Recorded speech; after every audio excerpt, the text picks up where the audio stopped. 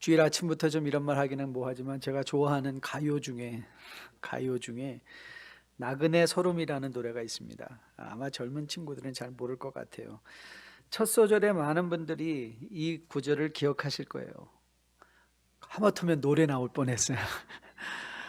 이 구절은 이렇게 시작하죠. 오늘도 걷는다마는 정처 없는 이 발길. 오늘도 걷는다마는. 왜 갑자기 이 노래가 생각났는가 하면 오늘 바울을 이렇게 보다 보니까 이 모습이 딱 생각이 났어요. 나그네. 에베소에서 일어난 소요가 진정되자 바울은 에베소를 떠날 수밖에 없었습니다. 그나마 에베소는 바울에서 2년 이상 머물며 목회를 했는데 지금도 계획에 따라 떠나는 것은 아니고 어쩔 수 없는 상황 속에 등 떠밀려 떠나는 그런 상황으로 그가 에베소를 떠나게 된 것을 보게 됩니다. 하지만 바울은 나그네 서름에서 나온 것처럼 정처 없는 삶을 산 것은 아니었습니다. 부득이하게 떠나는 마당에 바울은 에베소 교회 제자들을 불러 위로한 후에 그가 마게도니아 지방으로 갑니다. 바울은 그가 에베소에서 했던 것처럼 동일하게 변함이 없습니다. 가는 곳마다 제자들을 권하여 가르치고 위로하는 것을 보게 됩니다. 그렇습니다. 바울이 나그네인 것은 사실이지만 정처 없는 나그네, 자기 연민과 피해의식에 빠져서 늘 원망하고 서름에 가득 차서 옮겨다니는 사람은 아니었습니다. 왜냐하면 바울은 분명히 본향을 향하여 가고 있는 하나님의 순례자 성도였기 때문입니다. 여러분, 빌립보서 3장 20절에서 바울이 선언합니다. 우리의 시민권은 하늘에 있는지라 거기로부터 구원하는 자 곧 예수 그리스도를 기다린다. 우리의 시민권은, 우리가 진정으로 영적으로 속한 것은 이 세상이 아닌 거라는 거예요. 그래서 이 세상은 어차피 우리는 나그네의 삶을 사는 것이다. 그렇기에 바울은 그가 선언하고 간증하고 우리를 권면합니다. 뒤에 있는 것은 잊어버리고, 여러분 지금까지 어떻게 오셨든지 간에 뒤에 있는 건 잊어버리고 이제는 뭐 한다? 십자가 표대를 향하여, 앞에 있는 표대를 향하여 내 걸음을 옮기겠다. 저는 여러분과 저에게도 그런 마음의 다짐이 다시 한번 마음에 깊이 새겨지는 복된 이 주일 예배 되기를 주님의 이름으로 축복드립니다. 최근 발행된 신간 중에 내 마음대로 된 것이 하나도 없었다라는 제목의 책이 있습니다. 제목이 굉장히 절실하죠. 저도 좀 안면이 있는 저자이신데 홍민기 목사님께서 야곱을 묵상하는 가운데 자신의 삶을 돌아보며 간증과 같이 써내려간 정말 이 시대에 적절한 그런 글이 아닌가 생각해 봅니다. 여러분, 우리가 사도행전 9장 이후를 보면 마치 이 말이 내 마음대로 된 것이 하나도 없었다라는 말이 바울의 삶에 그대로 적용되는 것 같아요. 정말 바울도 그랬을 것 같아요. 돌아보니 내 마음대로 된 것은 하나도 없었습니다. 하지만 우리는 바울과 함께 하셨던 하나님을 만나보았고 하나님을 향한 신실한 바울의 모습을 보았기에, 그리고 그의 걸음걸음마다 앞서 행하시며 준비해 주시고 어려울 때 피하게 해주시는 하나님의 임재가 있었던 것을 우리는 말씀을 통해서 확인받으며, 혹 여러분과 저 중에서도 지금 왜 요즘 왜 이렇게 내 인생 내 마음대로 되는 일이 없을까, 마음에 좌절하고 실망하신 분이 계시다면 우리가 만나보았던 그 하나님, 바울과 함께 하셨던 그 하나님이 바로 여러분과 저와 함께 하시는 하나님인 것을 다시 한번 마음에 기억하며 정처 없는 서름의 나그네 삶이 아니라 십자가 표대를 향한 분명한 성도의 삶을 살아낼 수 있게 되기를 주님의 이름으로 축복드립니다. 오늘 바울은 에베소를 떠나는 길에 그동안 모았던 연보를 예루살렘 교회에 전하기 위하여 여러 장면에 여러 곳에 교회들을 방문하며 움직이고 있는 장면을 기록한 말씀입니다. 에베소에서 마게도냐, 할레, 그리고 다시 배를 타고 아소, 마둘레네로 가서 기호, 사모, 그리고 이제는 밀레도에까지 이르는 장면을 이제 우리가 20장에서 보게 될 것입니다. 여러분, 바울의 삶은 불확실했습니다. 내일은 어디로 가지? 거기 가면 나는 안전할까? 이 불확실한 삶을 살아가는데, 여러분, 우리가 살고 있는 시대도 마찬가지 아닙니까? 내일은 무슨 일이 일어날까? 요즘 다운타운을 보니까는 많은 상점들이 혹이라도 투표 후에 폭동이 일어나질까 미리 다 창문을 보딩업, 나무 판자로 다 막고 있는 장면들을 우리가 보게 되더라고요. 불확실합니다. 여러분, 불확실한 시대를 살아가는 지혜로운 삶의 내용이 뭔지 아십니까? 우리는 어떻게 이런 불확실한 미래를 앞에 두고 어떻게 지혜롭게 살아갈 수 있을까? 여러분, 그 지혜는 미래가 불안하게 느껴지면 느껴질수록 너무 멀리 보려 하지 말고 오늘 하루 내가 해야 할 일에 충실하는 것입니다. 이게 지혜입니다. 너무 멀리 보지 말고 오늘 내가 해야 할 일. 여러분, 우리가 이미 언급한 대로 아마도 성경에서 모르긴 몰라도 세상적 관점에서 볼 때 바울만큼 미래가 불확실한 삶은 없었을 거예요. 여기 가면 잡힐까? 또 감옥에 가는 건 아닐까? 또 맞는 것은 아닐까? 하지만 바울은 미래에 대한 불안으로 마비가 돼서 아무것도 하지 못하는 paralyze, 마비된 상태로 들어가지 않습니다. 아니, 그는 가는 곳마다 자기가 정해놓은 루틴대로, 일상적인 규칙대로 그의 삶을 살아냅니다. 우리가 본문을 통해서, 바울을 통해서 받는 교훈이기도 합니다.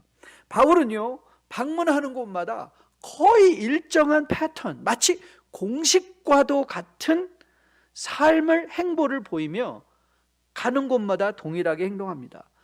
새로운 지역에 가면 먼저 회당을 찾아가서 유대인들에게 복음을 전하고, 유대인들이 복음을 듣지 않게 됐을 때에 이제 다시 떠나 그 지역의 교회를 세워가며 말씀을 전하는 모습을 보게 됩니다.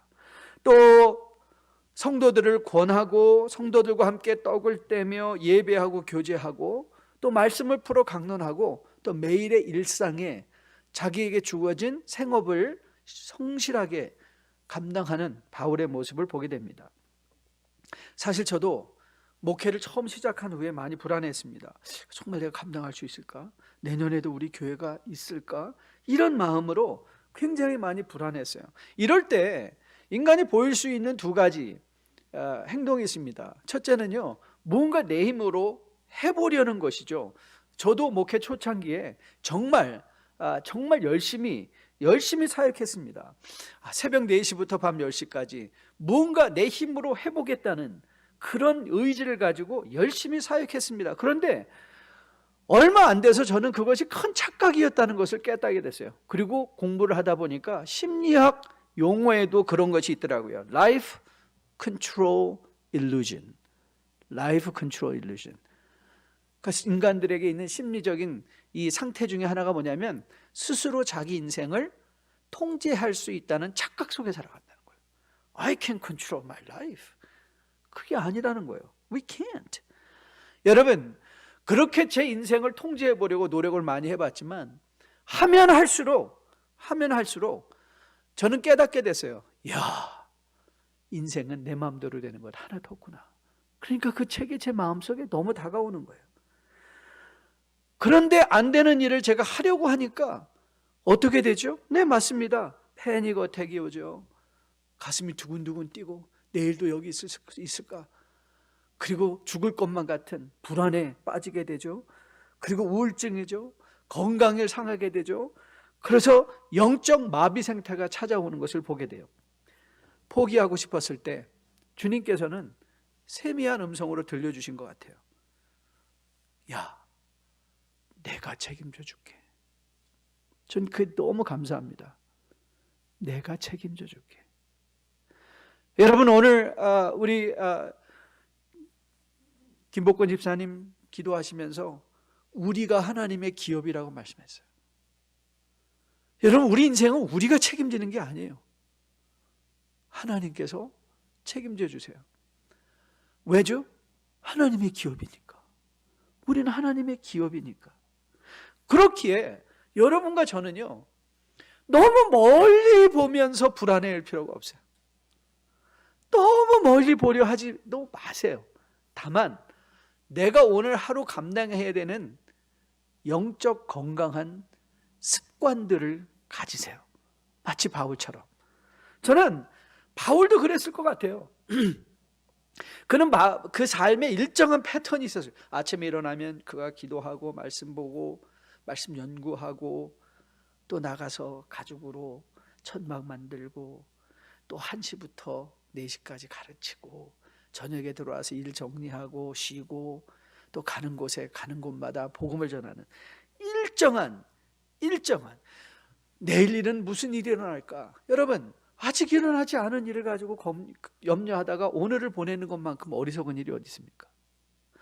저는 여러분과 저가 이런 코로나 바이러스 시대를 맞이해서 여러분에게 뚜렷한 영적 습관들이 세워져 있게 되기를 주님의 이름으로 축복드립니다. 그래서 생각하지 않아도 몸이 제대로 움직일 수 있게, 여러분 가끔 드리죠. 탁구를 예를 든다면 탁구는요 머리로 배우는 게 아니라 몸으로 배우는 거라고 해요. 머슬 메모리, 근육이 기억하고 있는 것이 뇌에서 전해지는 것보다 훨씬 빠르다고 합니다. 눈이 공을 보고 몸이 반응하려면 이미 늦다는 거예요. 하지만 몸이 먼저 그냥 반응해버리는 거예요. 왜요? 머슬 메모리, 우리의 영적 근육에 기억이 되어 있는 것. 여러분이 아침에 일어나서 이 영적 메모리들이 영적 머슬 메모리들이 기억되어 있다면 아침에 일어나서 아휴 오늘 또 뭐 하고 살지, 오늘 또 어떤 일이 일어나지 아니라 몸이 그냥 반응하는 거죠. 하나님 감사합니다. 오늘도 나에게 생명이 있음을 감사합니다. 오늘도 나에게 하루 시간을 24시간을 주신 하나님께 감사합니다. 내게 주어진 일에 오늘도 최선을 다하겠습니다. 오늘도 제가 말씀 보겠습니다. 사랑하겠습니다. 용서하겠습니다. 감사하겠습니다. 즐거워하겠습니다. 이게 영적 메모리가 되는 거예요. 그래서 오늘 하루를 내가 감당해야 되는 일들을 감당하며 살아내는 것이죠. 여러분 마태복음 6장에서도 주님께서 이렇게 말씀하시죠. 그러므로 염려하여 이르기를 무엇을 먹을까 무엇을 마실까 무엇을 입을까 하지 말라. 이는 다 이방인들이 구하는 것이라. 너희 하늘 아버지께서 이 모든 것이 너희에게 있어야 할 줄을 아시느니라. 그런즉 너희는 먼저 그 나라와 그의 의를 구하라. 그리하면 이 모든 것을 너희에게 더하시리라. 우리가 길러야 되는 영적 메모리가 뭔지 아세요? 영적 머슬 메모리가 뭔지 아세요? 그의 나라와 그의 의를 구한다는 것을 여러분의 삶의 현장에서 발견하는 거예요. 내가 사업을 운영하면서 What does it mean? 내가 이 사업체를 통해서 하나님의 의를 먼저 구한다는 게 뭘까를 여러분 던지셔야 돼요. 질문하셔야 돼요, 여러분에게. 그리고 그것이 그 의미가 여러분의 삶의 영적 메모리가 되어야 돼요. 내가 직장을 가면서 직장문을 들어가면서 내가 이 직장에서 하나님 나라의 의를 구한다는 것의 의미가 무엇일까? 그리고 여러분은 그거에 대한 분명한 의미 파악이 돼 있으셔야 돼요. 그리고 그것이 영적 메모리가 돼요. 오늘 하루 내가 하나님의 나라와 의를 먼저 구하고 살아낼 수 있다면 나에게 육신에 필요한 것을 채워주신다. 여러분, 대부분의 경우 우리의 원망과 우리의 질투는 우리에게 필요한 것이 없어서가 아니라 우리에게 원하는 것이 없어서 원망할 때가 얼마나 많이 있어요. 우리의 필요, 여러분 정말 우리에게 몇 벌의 옷이 필요합니까? 몇 개의 가방이 필요합니까? 우리에게 몇 개의 신이 필요하죠? 그런데 우리는 왜 원망하죠? 내가 갖고 싶은 신발이 없어요. 내가 입고 싶은 옷이 없어요. 여자분들 그런다며요. 참 우리 남자 눈에는 옷이 꽉 찼는데 입을 옷이 하나도 없네. 저는 여러분과 저가 이 영적 메모리가 하나님 나라 의를 구하고 그렇기에 모든 필요를 공급해 주신다는 하나님의 약속이 여러분의 마음속에 영적 메모리로 습관화되어 매일매일 하루를 열어가며 하나님의 나라와 그의 의를 먼저 구할 줄 아는 영적인 일상의 루틴이 있어서 일상의 삶의 공식이 있어서 아침에 일어나서 나의 생각을 방랑자처럼 상상에 맡기는 것이 아니라 영적 습관대로 감사선언, 기도와 찬양과 말씀과 하나님의 말씀의 묵상을 통해서 하루가 열려지고 하루가 마감될 수 있게 되기를 주님의 이름으로 축복드립니다. 자, 이 일상에 충실하는 것이 불확실한 시대를 살아가는 지혜로운 삶이라면, 두 번째는요, 상황에 흔들리지 않는 것입니다. 자, 3절 말씀을 보세요. 3절 말씀을 보니까 이렇게 말씀이 기록되어 있습니다. 거기 석 달 동안 있다가 배 타고 수리아로 가고자 할 때, 그때에 유대인들이 자기를 해하려고 공모함으로 마게도니아를 거쳐 돌아가기로 작정하니. 여러분, 바울도 자기 사역에 성실했지만 참 유대인들도 만만하지 않았습니다. 유대인들의 그 집요함. 그러니까 여러분들이 이제 계속해서 우리가 볼 내용 중에 하나인데요, 여러분 세상을 만만해 보시면 안 돼요. 세상도 집요합니다. 공중권세 잡은 자들의 교회를 향한, 성도를 향한 그들의 관심도 집요하기가 이루 말할 수 없습니다. 오늘 본문에서 확인받죠. 끊임없이 바울의 사역을 방해하며 바울을 죽이려까지 합니다. 나중에 우리가 보겠지만 바울이 죽기 전까지 난 먹지도 않겠다라는 사람도 나옵니다. 참으로 이 유대인들을 보면서 야, 이거 정말 이렇게 열심히 잘못 사는 게 얼마나 어리석은 것인가를 다시 한번 깨닫습니다. 열심히 잘못 사는 것. 여러분, 저는 여러분과 다시 한번, 오늘도 우리가 영적 출애굽하지 않았습니까? 하나님께서 우리를 세상에서 불러내어 주신 이유가 뭐라고 그랬죠? 우리가 어디로 가고 있는가 확인받으라고. 그렇죠? 세상에서 열심히 잘못 살아가는 사람들이 얼마나 많이 있습니까? 인생은 열심의 문제 이전에 진리의 방향의 문제인 것을 다시 한번 깨달을 수 있는 여러분과 저 되기를 주님의 이름으로 축복드립니다. 여러분, 바울이 그렇게 열심으로 복음을 전하는데 목숨을 걸고 반대하는 유대인들을 그가 만나게 됩니다. 여러분, 바울의 마음에 혹 이런 마음을 안 들었을까요? 아니, 이거 뭐 다 지들 잘 되라고 하는 일인데 왜들 저러지? 여러분, 이런 상황에 맞닥뜨리게 되면요, 거의 대부분 우리는 상황에 대한 원망, 그리고 반드시 여러분 상황에 대해서 원망하기 시작하면요, 꼭 어디로 이어진지 아세요? 하나님께로 꼭 원망이 이어지게 되는 것을 보게 됩니다. 구약에 보서 확인받는 사실이죠. 그리고 우리는 이렇게 생각해요. 하나님, why are you silent? 왜 가만히 계세요? 왜 아무것도 안 하세요? 그런데 여러분, 오늘 본문의 바울을 통해서 우리가 생각할 중요한 교훈 중 하나는 뭐냐면, 유대인들이 자기를 해하려고 공모함으로 마게도니아를 거쳐 돌아갔다. 거쳐 돌아갔어요. 피해간 겁니다. 피해갔어요. 그 상황에 흔들리지 않고요, 상황에 흔들리지 않고 피해갑니다. 여러분, 우리가 이 땅에서 싸워야 될 싸움이 있고 피해야 될 싸움이 있습니다. 마치 일전에도 여러분에게 말씀드렸는데요, 우리가 한국말 중에 아주 기가 막힌 말, 기가 막힌 표현 여러분 꼭 기억하십시오. 이런 말이 있는 거 기억하시죠? 똥이 무서워서 피하지, 더러워서 피하지. 이거 정말 기억할 삶의 경구입니다. 여러분, 우리가 싸워야 될 싸움이 있고요, 피해야 될 싸움이 있습니다. 오늘 바울은 그걸 잘 알았던 것 같아요. 그는 피해갈 때 피해갈 줄 알았습니다. 그리고 그 상황에 흔들리지 않습니다. 그리고 바울이 유대인을 미워하지 않습니다. 그게 더 놀라운 거예요. 바울이 유대인을 미워하지 않아요. 어떻게 할 수 있냐고요? 그가 로마서 9장 3절에서 그의 동족들을 향한 복음에 대한 열정을 그가 이렇게 선언했죠. 나의 형제 곧 골육의 친척들을 위하여 내 자신이 저주를 받아 그리스도에게 끊어질지라도 원한다. 바울이 유대인들을 향한 그 복음의 절실함은 자기가 저주를 받아 끊어질지라도 나는 그들에게 복음이 전해지기를 원한다. 이런 마음을 가지고 있었어요. 아니, 어떻게 이게 가능할까? 여러분, 이게 가능한 경우가 있습니다. 바울은요, 사람을 섬긴 게 아니라 하나님을 섬겼기 때문에 가능했습니다. 많은 경우에 우리가 사역을 하다 보면요, 사람을 섬길 때가 많이 있어요. 은연중 자기도 모르게 주변에 있는 사람을 섬기고 있는 거예요. 그러다 보니까 자기의 행복과 자기의 가치가 다 어디에서 오죠? 누가 나에게 무슨 칭찬해 주나. 그러니까 늘 사람들의 반응을 살펴봐요. 뭐 해놓고서는 막 요즘 힘들어 죽겠어. 왜요? 그래서 부엌에서 아무도 안 하고 나 혼자만 이러고 있다니까. 왜 그렇죠? 그때는 이미 우리의 섬김의 대상이 바뀌어버린 거예요. 나의 이고를 섬길 때가 얼마나 많은지 몰라요. 사람을 섬기는 척 하는데 내 마음의 이고, 이기심을 섬기고 있는 거예요. 그러니까 우리의 반응을 다 어디에서 봐야 돼요? 주변에서 봐야 돼요. 내가 뭘 받고, 무슨 권리를 받고, 누가 나를 칭찬해 주고, 누가 나를 대접해 주는 것, 그것이 사역의 목표가 되어버리죠. 여러분, 바울은 흔들리지 않습니다.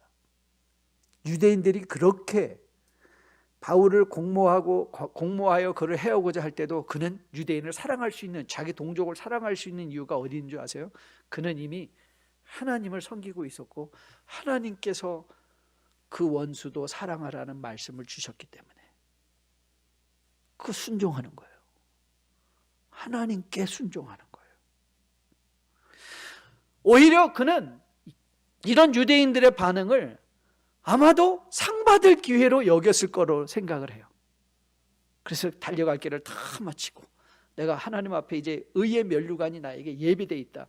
디모데에게 그 말씀을 주시잖아요. 디모데야, 나는 달려갈 길 다 잘 마치고 이제 이후로는 나를 위하여 하늘의 의의 면류관이 예비되어 있어. 바울은 자기가 상 받아야 될 대상이 오직 하나님 한 분인 것을 알고 있었어요. 그러니까 사람들이 어떻게 반응하든지 그의 마음이 흔들리지가 않는 거예요. 상황이 흔들리지가 않는 거예요. 여러분, 히브리서 11장에서 모세의 믿음을 우리에게 소개하며 히브리서 기자가 이렇게 말하죠. 믿음으로 모세는 장성하여 바로의 공주의 아들이라 칭함 받기를 거절하고 도리어 하나님의 백성과 함께 고난받기를 잠시 죄악의 낙을 누리는 것보다 더 좋아하고 그리스도를 위하여 받는 수모를 애굽의 모든 보화보다 더 큰 재물로 여겼으니 이는 상주심을 바라봤다. 저는 모세에게 있었던 이 마음이 바울에게도 동일하게 있었던 것 같아요.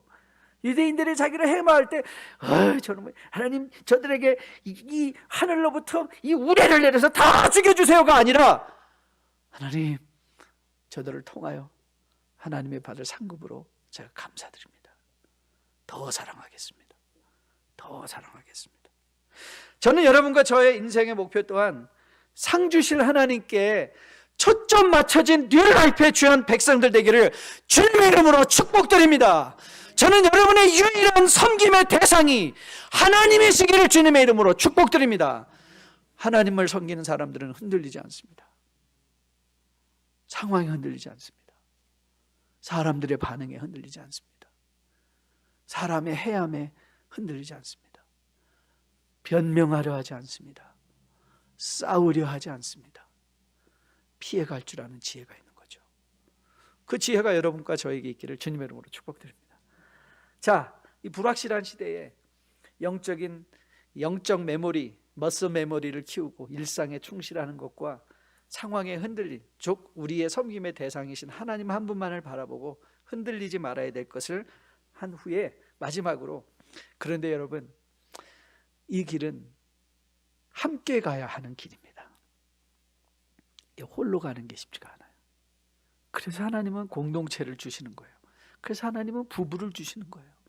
그래서 하나님은 부모 자식을 주시는 거예요. 제가 좋아하는 학자 중에 카이스트에서 가르치는 뇌과학자 김대식 교수라는 분이 있습니다. 이분 여러분 유튜브 가서 김대식 치면 아주 강연들 많습니다. 한번 들어보시면 유익한 거 굉장히 많습니다. 과학적인 차원에서, 뇌과학자적인 차원에서 인간의 심리를 잘 풀어주는데요. 한 강의를 보는데 그 친구가 이런 말을 하더라고요. 자기가 프랑스인 응급의사 친구가 있는데 그 친구가 자기한테 이렇게 말을 해줬다는 거예요. 응급실에서 그는 국회의원도 보고 부자도 보고 가난한 사람들도 다 봤는데 신분과 물질의 소유에 상관없이 죽을 때 사람들은 거의 다 비슷하다는 거예요. 거의 다 비슷하대요. 그러면서 거의 다 동일하게 후회를 하는데 가장 먼저 이 후회를 했대요. 왜 하고 싶었던 일을 하지 못했을까? 하고 싶었던 일을 하지 못했을까? 두 번에 왜 가고 싶은데 못 갔을까? 그리고 마지막 세 번째가 이렇게, 왜 사랑하는 사람에게 그 말을 못했을까? 후회를 한대요. 그러니까 결과적으로는요, 여러분 인생에 뭘 남기겠어요? 호랑이는 죽어서 가죽을 남기고 인간은 죽어서 뭘 남긴다고요? 이름이요? 사람들이 여러분 이름 기억하실 것 같아요? 이름 남기는 거 아니에요. 인간은 관계를 남기는 거예요. 관계. 요거 우리가 이제 밀레도에서 이 에베소 교회 장로님 만나는 장면에서 좀 더 깊이 살펴볼 거예요. 깊이 살펴볼 거예요. 어떤 사람이 축복된 인간인 줄 아시죠? 태어날 때 혼자 울고, 무서워서 혼자 울고, 주변에 있는 사람 다 웃어주고, 죽을 때는 혼자 웃고, 모든 사람은 아쉽고 미안하고 안타까워서 울어주는 것. 그게 축복된 인생이에요. 나를 위해서 울어줄 수 있는 주변의 사람들이 누가 있냐는 것이죠. 나를 위해서 울어줄 수 있는 그 사람. 여러분, 오늘 본문 4절부터 6절 말씀 보면 4절부터 6절까지 뭘 소개하고 있죠? 바울과 함께하던 사람이에요. 그 함께하던 사람 중에 여러분 디모데 후서 1장에서 바울이 디모데를 기억하며 이렇게 고백했어요. 내가 밤낮 간구하는 가운데 쉬지 않고 너를 생각하며 청결한 양심으로 조상적부터 섬겨오는 하나님께 감사하고 내 눈물을 생각하여 너 보기 원하면 내 기쁨이 가득하게 하려 하느니. 여러분, 인생은요 관계를 남기는 거예요. 함께하는. 여러분, 오늘 우리가 성찬 예배로 드립니다. 여러분, 성찬은 무슨 의미가 있죠? 하나님이 우리와 함께 하십니다. 그거를 우리로 상징적으로 확인시켜 주는 거예요. 저는 여러분과 제가 오늘 이 성찬에 동참하면서 나와 함께 하신 하나님을 마음에 다시 한번 상기받는 여러분 되시기를 주님의 이름으로 축복드립니다. 예수님이 함께 계시면요 우리는 우리 주변에 함께 할 수 있는 동역자가 생깁니다. 여러분, 친구란 에머슨이 그렇게 말했다고 했죠. 친구란 서로를 바라보는 것이 아니라, 여러분 서로 바라보면요 약점밖에 보이지 않습니다. 약점밖에 보이지 않아요. 부부에게 제가 항상 프리메리탈 할 때 훈련하는 것 중에 하나가 뭐냐면 서로 바라보면요 당신 이럴 줄 몰랐어요. 당신이 잠 깨서 깨어났을 때 그런 모습인지 몰랐어요. 당신이 정말 아무도 보지 않는 곳에서 그런 사람일 줄 나는 몰랐어요. 그런데 여러분, 그렇게 서로를 바라보다 보면요 인간은 결국 약점밖에 안 보입니다. 그런데 우리는요 서로를 바라보는 것이 아니라 우리 안에 계신 예수 그리스도를 동일하게 함께 바라보는 것. 그래서 친구는 서로를 바라보는 것이라 같은 곳을 바라보는 것이다. 얼마나 지혜로운 말인지 모르겠어요. 오늘 저는 성찬을 통해서 우리가 같은 곳을 바라보기에 이제 서로가 함께 동역할 수 있고 울어줄 수 있는 그런 친구들이 우리에게 있기를 주님의 이름으로 축복드립니다. 오늘 제가 유두고 깊게 다루지 않았죠. 왜냐하면 사실은 유두고라는 청년이 죽었다 살아났는데 바울은요 거기에 강조를 두고 있지 않아요. 왠지 아세요? 여러분, 유두고가 죽었다 살아난 게 그렇게 놀랍습니까? 이게 왜 안 놀랍죠? 지금 유두고 어디 사는지 아세요? 네, 또 죽었어요. 그러니까 그건 별로 의미가 없는 거예요. 큰 관점으로 볼 때. 그러나 오늘 정말 큰 우리에게 교훈이 되는 것은 유두고가 살아남으로 그 공동체 안에 어떤 일이 일어났는가. 12절이죠. 사람들이 살아난 청년을 데리고 와서 적지 않게 위로를 받았더라. 오늘 성찬의 의미예요. 하나님 여러분에게 위로해 주기 원하세요. 누가 살아나셨죠? 우리를 위하여 죽어주신 예수 그리스도가 다시 살아나셨어요. 그리고 유두고는 다시 죽었지만 예수 그리스도는 결단코 다시 죽으실 분이 아니세요. 부활하셔서 영원한 하나님 우편에 계신 이 하나님을 전 여러분과 저가 꼭 성찬을 통해서 다시 한번 마음에 상기받고 그 하나님과 동행하고 그 하나님을 바라보기에 상황이 흔들리지 않고 일상에 충실하며 매일의 삶을 살아낼 수 있는 여러분과 저 우리 모두 되기를 주님의 이름으로 축복드립니다.